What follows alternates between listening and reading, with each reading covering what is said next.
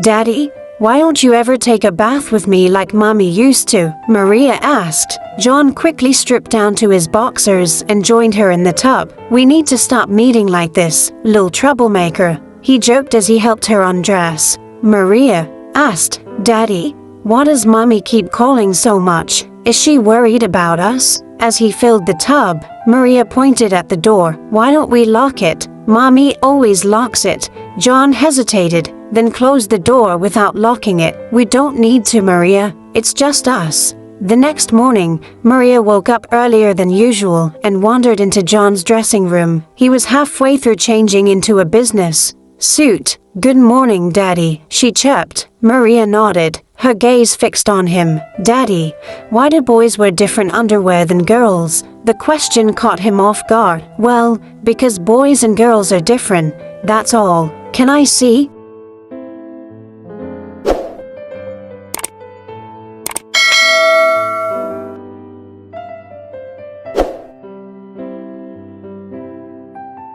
The golden walls of the Smith mansion glimmered under the city lights, a palace in its own right. Maria, a vibrant 8-year-old girl, sat on the marble floor of the grand living room, her laughter echoing faintly as she played with her dolls. Her mother, Anna, was in the kitchen preparing dinner while her father, John, a wealthy businessman, was upstairs in his study. The story began 3 months earlier when Anna had decided to visit her sister in Ghana for 2 weeks, leaving John alone with Maria. "Take good care of my baby," Anna had said half-jokingly. To him, they played hide and seek, had tea parties, and he even helped her with her bedtime stories. One evening, after Maria spilled juice all over herself during dinner, John took her to the bathroom to clean up. It started as an innocent father-daughter moment, but as he helped her wash her face and body, Maria's curious questions about privacy and why Mommy always locks the bathroom door planted a seed of unease in John's mind.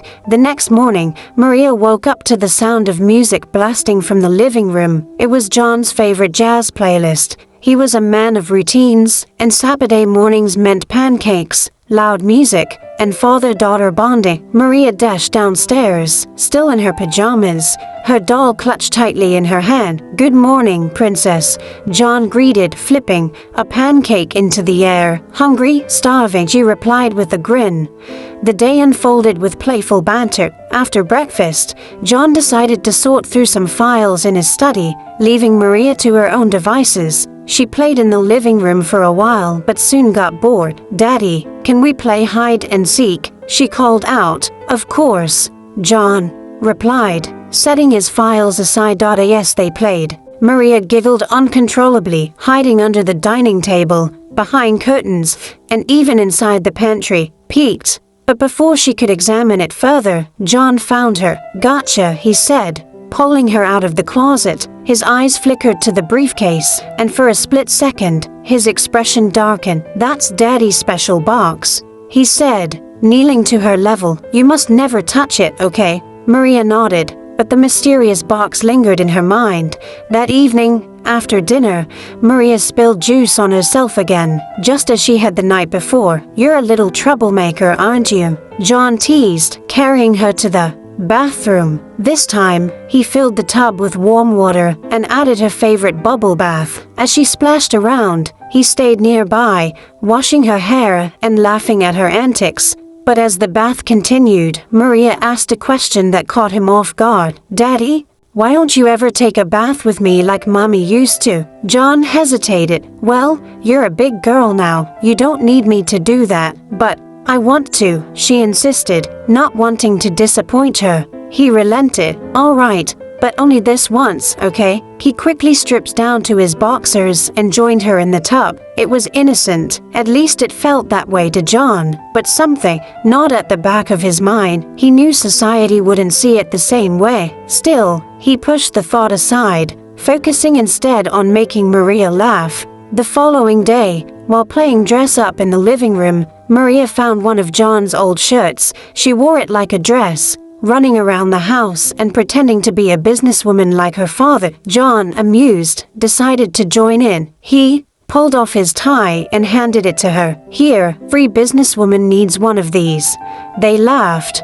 But as the game continued, John began changing into his workout clothes in the middle of the room. Maria watched curiously. "Daddy, why do you have so many muscles?" she asked. "Because I work out to stay strong," he replied, flexing his arms. Maria giggled, but the moment felt strange to John. He couldn't pinpoint why, but a sense of unease crept in.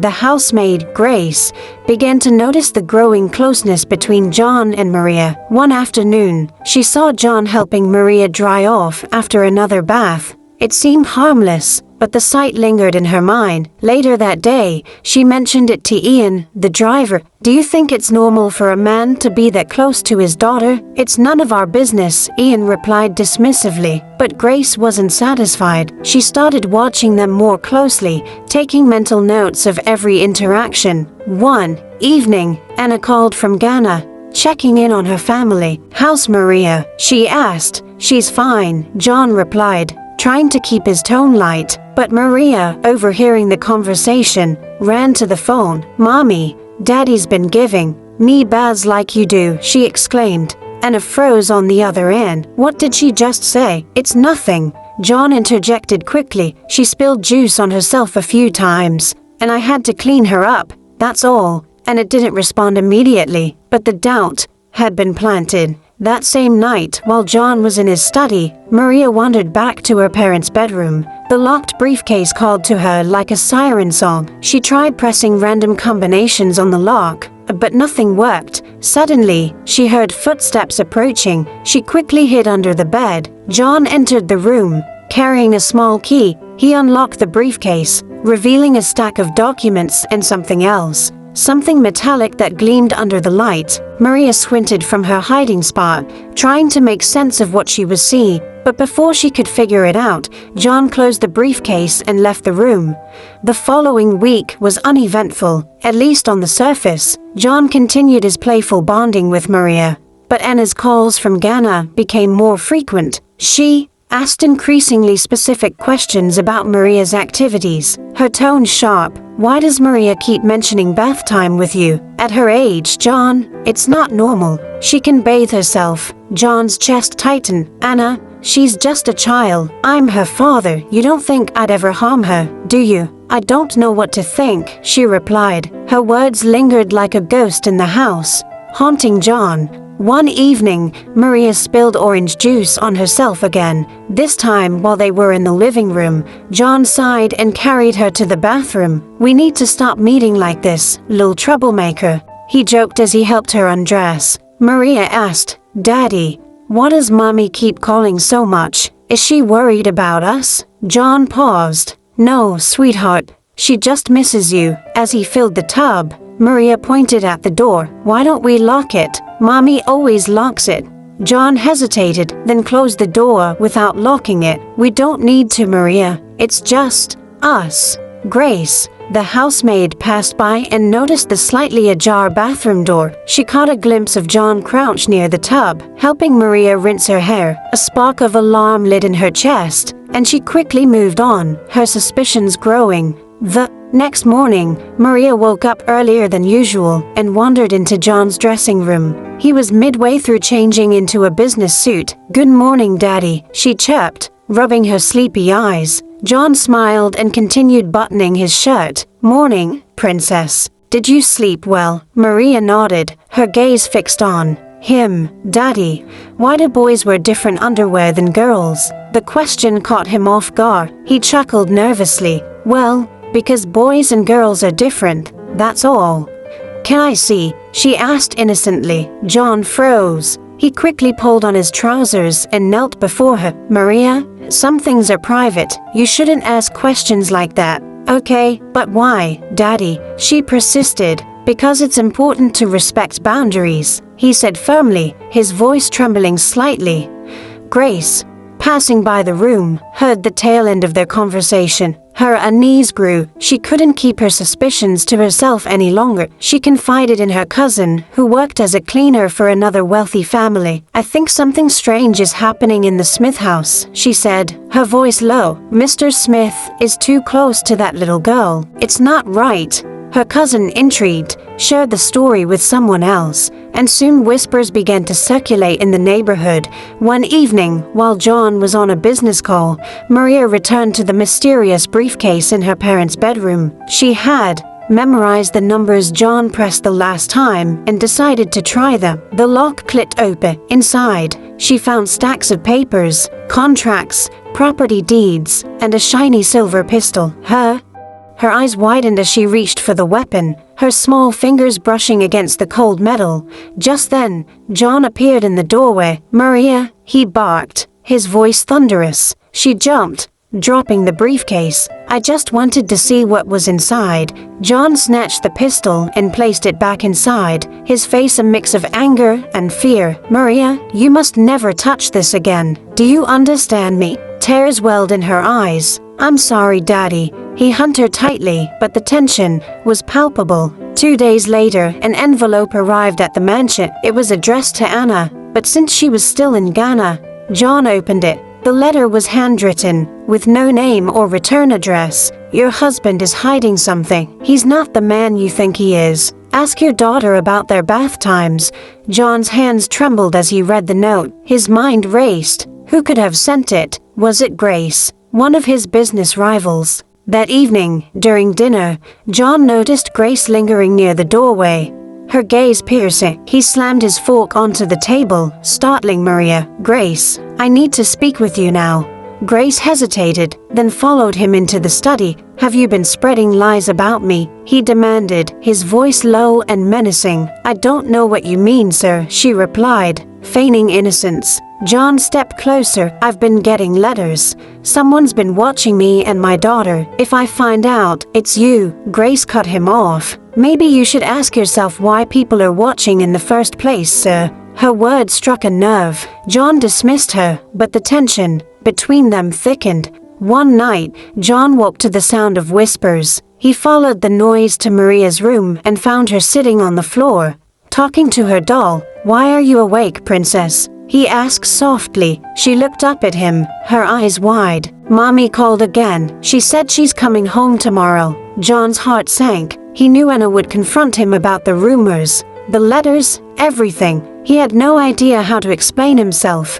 The next day, Anna stormed into the Smith mansion, her heels clicking against the marble floor like gunshots. The tension in the air was palpable. John, seated in the living room, looked up from his newspaper, his heart pounding. "Anna, you're home early," he said, forcing a smile. She didn't return the pleasantry. Instead, she held up a crumpled envelope, the latest anonymous letter she had intercepted at the airport. "What is this, John?" she demanded. John's stomach twisted. "Where did you get that?" "It doesn't matter. What matters is the content. What have you been doing with Maria while I've been away?" Her voice cracked with a mix of anger and fear. Maria, hearing her mother's raised voice, peeked from behind the staircase. "Mommy, don't be angry with Daddy," she said softly, and his eyes widened. "Go to your room, Maria," she said firmly. "No, let her stay," John interjected. "She deserves to hear this."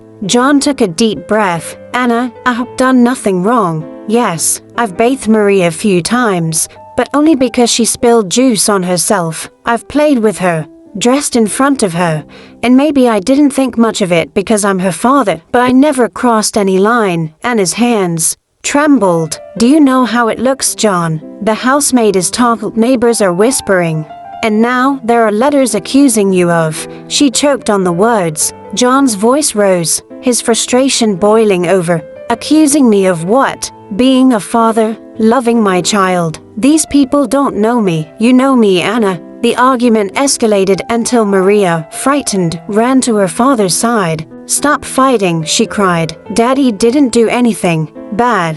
The next morning, Anna sat John down, her face pale and drawn. "We need to get to the bottom of this. Someone is targeting our family." John agreed, and they decided to review the CCTV footage from the house. What they discovered left them speechless. The footage revealed Grace eavesdropping on private moments, whispering to someone on the phone, and even sneaking into their bedroom when they weren't around. But what shocked them most was a conversation between Grace and the family driver, Ian. "I don't think Mr. Smith has bad intentions," Ian said. Grace scoffed. "Intentions don't matter. People will believe what they want to believe. Besides, I'm getting paid to make sure his reputation is ruined." That evening, John and Anna called Grace into the living room. Her usual smug demeanor faltered when she saw the cold determination in their eyes. "Grace," Anna began, "we know everything. I don't know what you're talking about," Grace said, feigning innocence. John slammed his hand on the table, startling her. "Don't lie to us. We have footage of you sneaking into our bedroom and spreading lies about me." Grace's facade crumbled, and she burst into tears. "I didn't mean any harm. Someone paid me to do it. They said it was just to teach you a lesson." "Who?" John demanded. "Chief Olu," she whispered. Armed with this information, John confronted Chief Olu at his office. "You thought you could destroy my family and get away with it," John growled. Olu smirked. "It's not personal, John. Just business. You took a contract that should have been mine, so I hit you where it hurts." John clenched his fists, but forced himself to remain calm. "You're going to pay for this." He filed a lawsuit against Olu and provided the police with the evidence of his involvement. Grace and Olu were both arrested, and their schemes were exposed in the media. With the culprits dealt with, John and Anna focused on rebuilding their family's trust and reputation. They sat down with Maria to explain everything in simple terms. "Daddy never did anything wrong, sweetheart," Anna said, holding Maria's hand. "But we all need to learn how to respect boundaries and privacy," John added. "It's okay to have fun and be close as a family, but some things are better done alone, like bathing or changing clothes." Maria nodded solemnly, her young mind absorbing the lesson. The Smith family emerged stronger from the ordeal, but they carried the lessons with them. As for Maria, she grew up to become an advocate for family dynamics and child safety, using her story to teach others about the importance of healthy boundaries. The story of John, Anna, and Maria teaches us that love within a family is precious, but it must be guided by wisdom and understanding. Parents need to create healthy boundaries that foster respect and trust, while also being mindful of how their actions are perceived by others. Communication and transparency are vital in preventing misunderstandings and protecting family bonds. Remember, even the purest intentions can be misinterpreted, so it's always wise to tread carefully. Thank you for watching. It's time to hear from you. How does this story resonate with you? What are your thoughts about this story? Did you really learn something from this story? If yes, comment below. I will really love to read from you. Let's interact in the comment section. Don't forget to subscribe. Bye for now.